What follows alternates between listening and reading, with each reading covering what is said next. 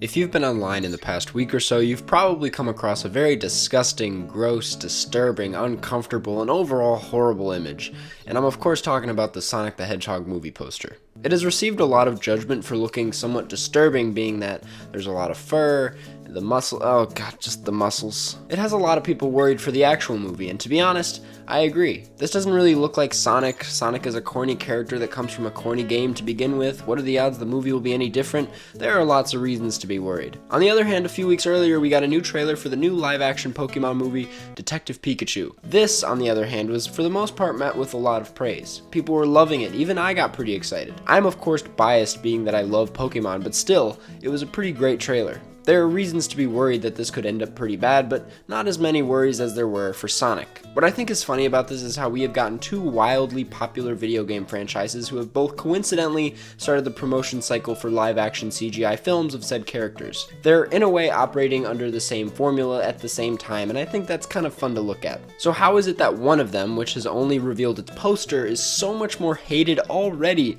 than this other one? It's like we can already tell how each of these movies will be received based on this incredibly early promotion. I think that's interesting, and it says a lot about these video game movies and what it means to do it right and what it means to fuck it up. Now, as a disclaimer, I would like to say that I'm aware this video could mean nothing in the coming months as we learn more about these movies and opinions shift. Who knows, maybe they'll both suck, maybe they'll both be great, whatever. Of course, it's a little ridiculous to judge an entire film based off of one poster or trailer so far, but in certain cases like this one, it's pretty easy to tell, and that's what I want to explain today. So let's get into it. I think the main thing to start with is the actual games themselves. In this case, we're talking about Pokemon and Sonic. Why I think Pokemon works is that we've quite literally already had Pokemon movies before. To be fair, looking back at it, some of them were pretty bad, although I still have a soft spot in my heart for the original. But yeah, they aren't necessarily quote-unquote good movies. But they are movies nonetheless. In fact, some people may even go as far to say they know more about the Pokemon from the movies than the card games or the video games. Not to mention the TV show either, which is still running maybe? I don't know, I don't pay attention anymore. What I'm trying to say here is that Pokemon is far from just a video game, and even the video game itself acts in a much more cinematic way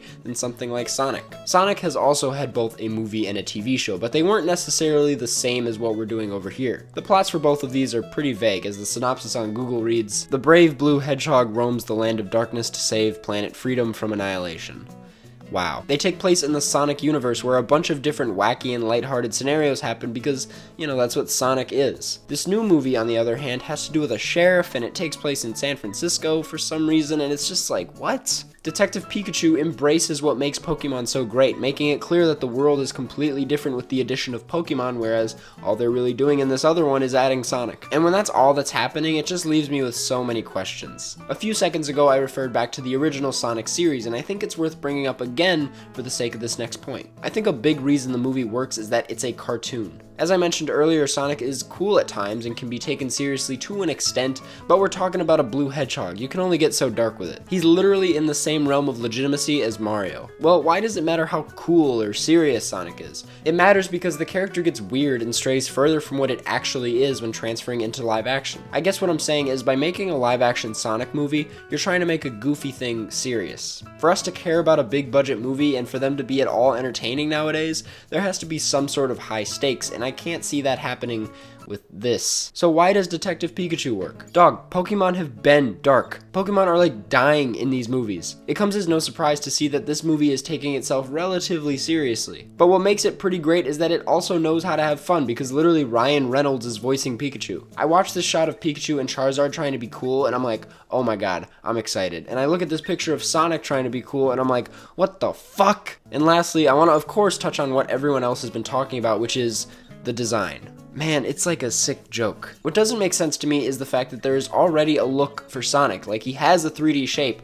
Why did they have to do this? You could make the argument that it doesn't make sense for something like this to exist in the real world, but my response is, 1, why are we doing this in the real world in the first place? And 2, you're gonna tell me this looks more natural? It's so off that there's only a few scummy reasons I can possibly think of for why they chose this design. And all of these reasons help my argument that this movie is gonna be trash. I mean, the obvious one is that it was just a promotional thing. Someone in a meeting drew this shit up and everybody reacted like, Todd, that's horrible, but then realized if people were gonna talk about it, it's a good idea. Also, when looking at where we're at with technology today, there's no way they couldn't have just made a more accurate Sonic. It's not like there was a lack of resources here. Let's just be clear, this was an actual choice. If they were to make a normal Sonic, everyone would just leave the conversation at, Oh yeah, they're making a Sonic movie. My other reason is just simply merch. Speaking of, we got the holidays coming up. Why don't you go down there and get some Karsten Runquist merch? You know, it's pretty cheap. It looks cool. You'll be the coolest kid in the friend group. When looking at Sonic's original design, it's great and kids love it for a reason, but thin legs and different shapes going on make it a tough sell for plush toys and whatnot. Whereas this new Sonic already kind of looks like a plush toy, which is going to make kids go, oh, I want one, and bada bing, bada boom, cha-ching. You know what I mean? It's dirty. It's really just kind of dirty. The moment a production company sacrifices the original classic design of the character they're making a movie about for some publicity